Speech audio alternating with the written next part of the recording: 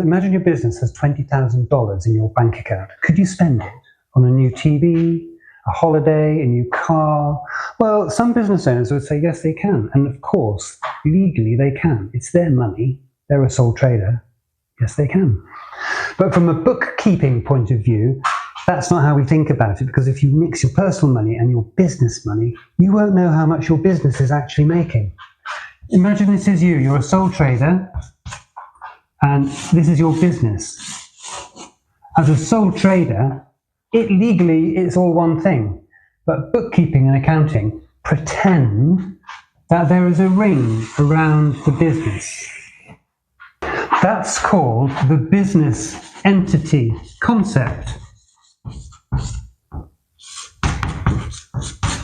Because the business is treated as having its own bank account, its own assets, its own liabilities, its own income, expenses. Nothing crosses this line without bookkeeping recording it. If any money goes from the owner to the business, that's called capital, and we'll record it. And if anything comes from the business to the owner, if it crosses the fence, that's called drawings. And again, we'll record it. Remember in episode 2, every transaction has 2 footprints, a debit and a credit. Let's do an example. Say you're at the beginning of your business and you decide to put $20,000 of your own money into a business bank account. Well, what's happened? Money has just crossed the line from the owner to the business, $20,000. The business bank account has increased by $20,000. That's an asset worth $20,000. But every asset has to come from somewhere. This one came from the owner, and we call that capital.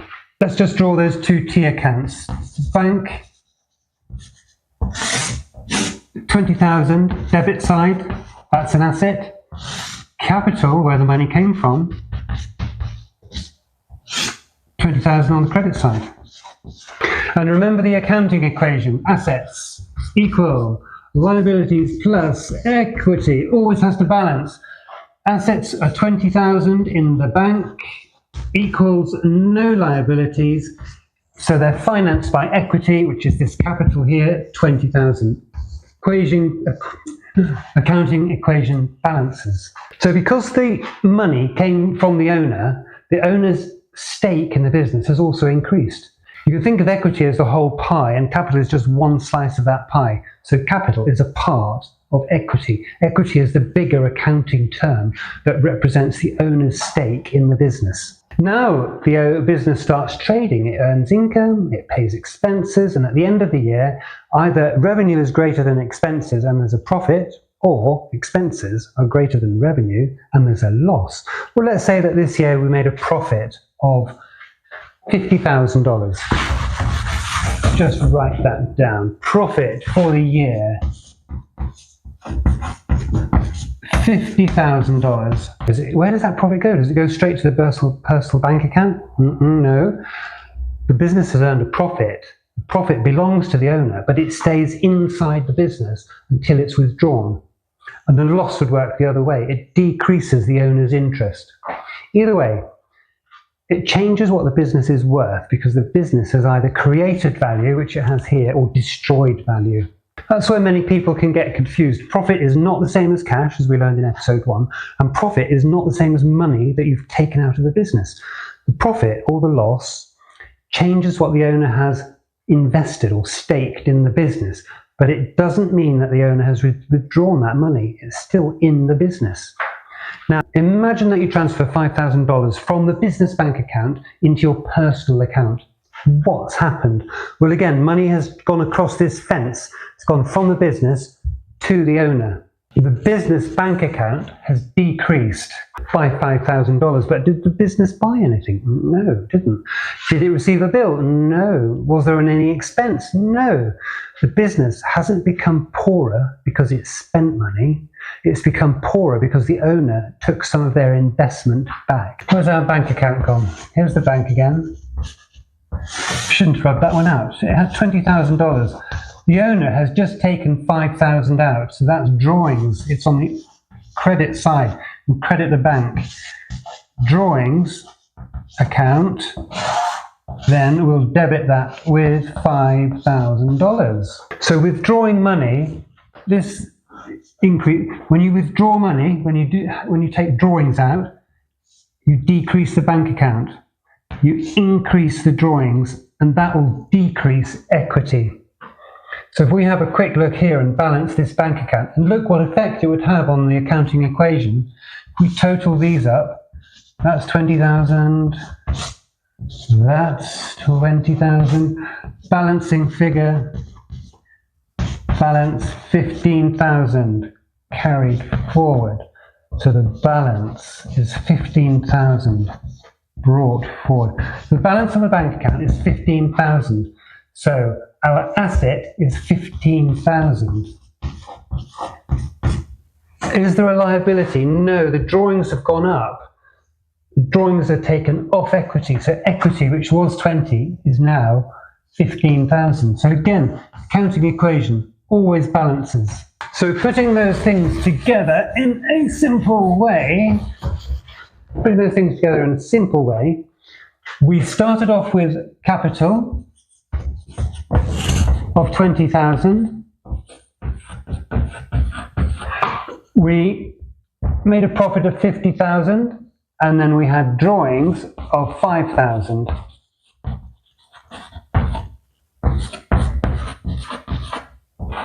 Did the drawings affect the profit? Not at all. Not at all. The drawings come out of equity.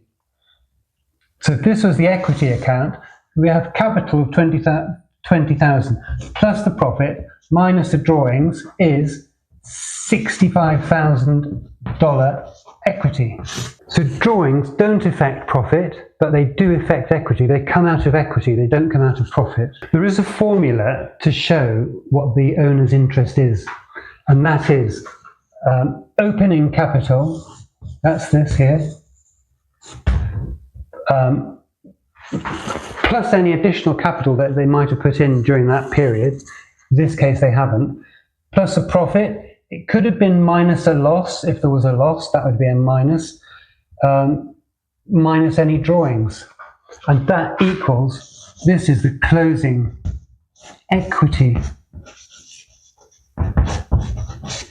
That's the closing equity. This is the situation with a sole trader, but what about a limited company? There's lots of, well, not sole traders, a lot of tradies, single operators in all sorts of businesses that do have a limited company. It's slightly different. Let's quickly explain that. Again, we'll cover this in a later episode. We still have a business entity principle. If that had been a limited company, their initial capital would have been 20,000, but it would have been shares. So this would have been a share, issued shares. So shares would have been 20,000. The profit, where are we up to? Retained earnings. We'd still make a profit of 50,000. That's no problem. So we would have down here, let's just do what's called a retained earnings account.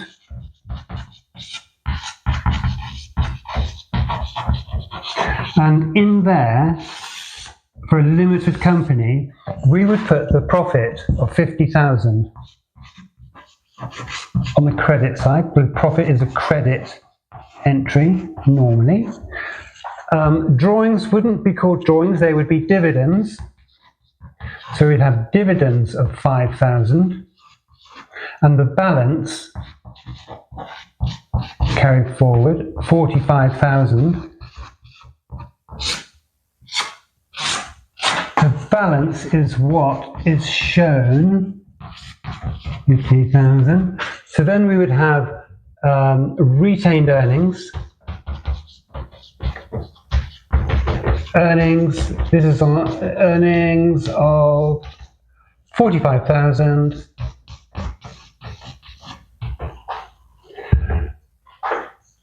And shares, issued shares plus retained earnings is 65,000. That's the closing equity. So this was for limited companies. This is for sole traders. It's the same thing, it's the same figures, it's just slightly different terminology, that's all.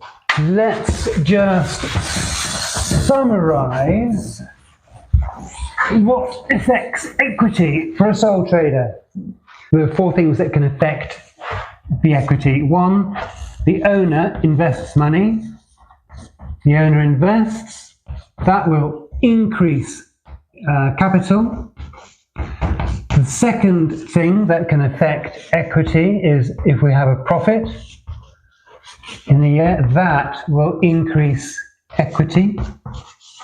The third thing is if we have a loss, and that will decrease equity. And the fourth thing that can affect equity is if the owner takes out drawings. That is going to decrease equity. That's for a sole trader. Limited company, slightly different. In the next episode, we are going to move from understanding the system to recording the transactions that enter that system. We're going to look at ledgers and journals. See you then.